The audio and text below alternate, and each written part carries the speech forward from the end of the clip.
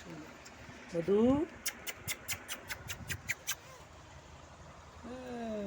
মধু দেখতেছে একটা বাচ্চাও করে দিব না লাগে বলে দিলাম কটা দিন যাক আমি তোমার 400 টাকা দিব খাওয়ার লেগে খাওয়াইবা কারো জানো খাওয়াইবা মধুরে মাছ গুলো সব সময় আইনা রাখে মনে করো আর তো মনে করো 5টা বাচ্চা যখন দুধ খাইবা শরীরে শক্তি থাকবে কবে হয়েছে বাচ্চা তারপরে কিনেছি পরশু দিন